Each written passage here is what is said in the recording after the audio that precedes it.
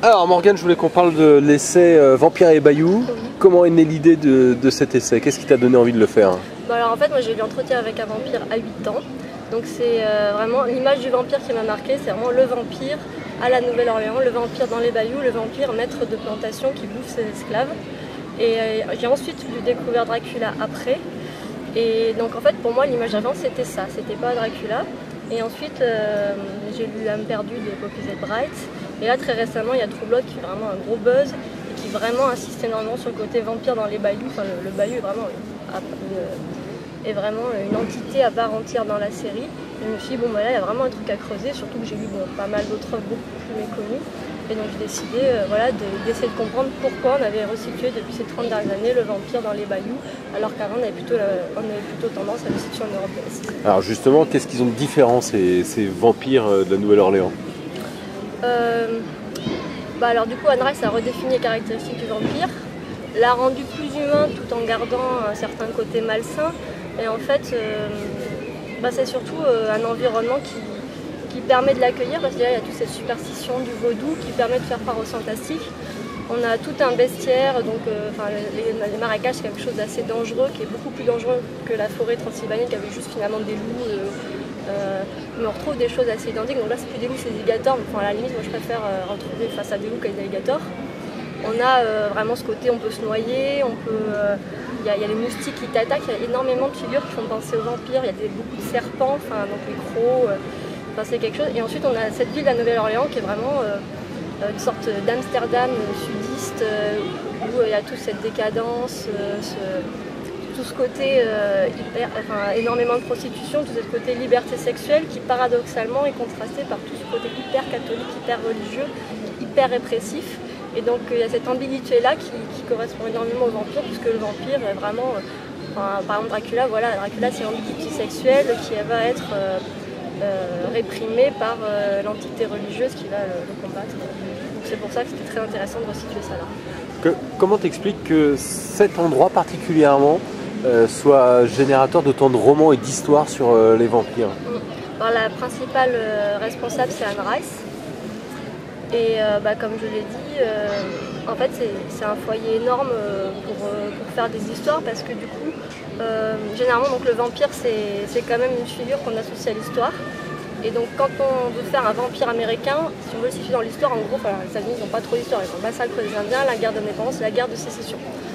Celle qui a beaucoup plus marqué les États-Unis, c'est la guerre de sécession, et qui a énormément marqué le Sud parce que ça a complètement bouleversé leur économie et le Sud est complètement traumatisé.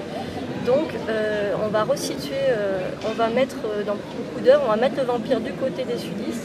Donc quelque part on va se déculpabiliser de l'esclavagisme en mettant le vampire en tant que maître blanc, donc il va manger ses esclaves, mais du coup c'est le vampire le coupable, c'est pas forcément le blanc. Et d'un autre côté on va le mettre du côté sudiste, comme ça permet aux sudistes de gagner la guerre de sécession en gagnant 2-3 batailles. Et ça va, quelque part c'est une façon de rêver pour les sudistes qui sont hyper traumatisés. Ouais. Tu le trouves plus sulfureux que des vampires d'Europe de l'Est, entre guillemets? Oui, tu regardes toutes les versions de Dracula, tu regardes True Blood, il n'y a pas photo. Une petite question, j'ai vu que dans ton essai il y avait des vampires noirs aussi. C'est assez récent, c'est assez rare? Alors le vampire noir, moi dans mon essai j'ai voulu axer vraiment sur la figure de Candyman, parce que Candyman c'est pas un vampire au sens premier du terme, mais c'est vraiment l'esclave affranchi qui revient pour se venger. Et donc c'est vraiment cette figure là du vampire noir que j'ai beaucoup analysé. Après sinon les figures de vampires noirs c'est quand même c'est dans des œuvres beaucoup plus méconnues quand même. Mais Candyman pour moi c'est vraiment une figure du vampirisme, parce qu'il a énormément de trucs en commun. Donc, il pique, mais c'est les abeilles qui piquent, il a ce côté flotte, il se répand par contagion comme le vampire, il a un long manteau noir, il dit viens, sois ma victime. Pour moi Candyman c'est vraiment un vampire très détourné.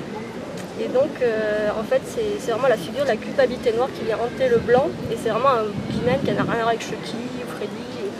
Et c'est vraiment c'est la culpabilité noire, l'esclave affranchi qui revient se venger. Et on a ça qui se retrouve dans un film beaucoup plus récent, Django Unchained, qui pour moi reprend vraiment ce thème, et quand c'est sorti, je suis c'est trop bon, c'est trop bon. Voilà. Tu parles de Twilight aussi dans ton bouquin, ouais. pour faire une... Oui, alors en fait j'ai une petite partie en fait où je compare Twilight et True Blood, et donc je dis que Twilight c'est ce que c'est parce que ça se passe au nord, et que True Blood c'est beaucoup plus en soi, c'est quasiment la même histoire quand même. Twilight et True Blood, on a une fille qui se sent différente et qui hésite entre un vampire et un métamorphe. Mais alors on a du côté True Blood quelque chose d'hyper sensuel, d'hyper gore, et du côté de Twilight quelque chose d'hyper aseptisé. Et donc j'essaie d'expliquer ces différences de ton par rapport au milieu dans lequel c'est ancré. D'accord. Voilà. Peut-être aussi il y a une opposition de lieu et géographique. Oui, en fait, comme j'ai expliqué, dans True Blood, ils vont se servir de l'histoire. True Blood, il joue beaucoup sur le côté chaleur en fait. C'est la chaleur. Et c'est vrai que dans Twilight, il fait jamais chaud, ils sont toujours hyper couverts, ils sont toujours dans les montagnes enneigées, machin. Donc il y a toute cette froideur qui est vraiment une esthétique très très froide dans Twilight et une esthétique très très colorée dans True Blood. Et oui, voilà, sud-nord, c'est un peu simpliste, mais c'est vraiment ça, on est en plein dedans. Une petite question, est-ce qu'on a parlé d'Anne Rice, est-ce qu'il y a toujours autant de littérature sur le vampire en Louisiane, ou c'est un phénomène qui est un peu sur le déclin et on va changer d'endroit? Alors récemment, moi je trouve qu'il est tombé en plein dedans, c'était Abraham Lincoln, chasseur de vampires, qui a vraiment... pareil, j'avais déjà écrit l'essai quand il est sorti, donc je l'ai rajouté. Et ensuite on a Nemos qui a réédité River Dream, donc, qui est un bouquin qui est sorti en 1986 et qui pareil décrit un vampire maître de plantation qui se nourrit des esclaves. Il y a vraiment énormément de livres, plutôt des livres situés en 1980-1990, mais qui n'ont pas forcément été traduits tout de suite et qui en France sont sortis il y a quelques années. C'est pas vraiment maintenant, maintenant si, il y a cet énorme focus avec True Blood, ouais.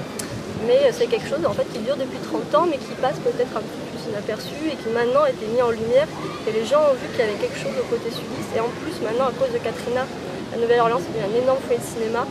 Et maintenant tous les films sont tournés en Louisiane, donc maintenant on voit par exemple Mud, par exemple Paperboy, enfin que des films un peu glauques tournés sur les rives du Mississippi, et du coup on en profite pour faire des films de vampires. Je sais pas, il y a L'assistant du vampire par exemple, c'est un petit film et c'est tourné à Nouvelle-Orléans, des choses comme ça. Peut-être une dernière question sur si tu avais un ou deux films à conseiller dans tes préférés à toi. Qui est en rapport avec la Louisiane. Ouais, bah oui. Alors du coup j'ai étendu ma réflexion au sud des États-Unis et pas que à l'Alsace, mais moi le film que j'aurais conseillé c'est Aux frontières de l'Aube. Donc c'est un film, il y a quand même ce côté sudiste, il y a vraiment... c'est vraiment des paumés, des marginaux qui errent dans le Texas sur des routes poussiéreuses. On a un personnage qui est un ex-soldat sudiste, c'est assez léger, hein. C'est vraiment... Dans ce film-là, c'est vraiment en sous-texte, mais bon, c'est un excellent film, et moi c'est un de mes films préférés, et oui, je le conseille vivement. Dernière question, tu bosses sur quoi? Alors là, je bosse sur un nouveau roman qui reprend un personnage de mon premier roman, Dans les veines, et je peux vous dire que ça sera moins gore mais encore plus malsain, donc c'est Aimé dans les veines, voilà. D'accord. Merci Marie.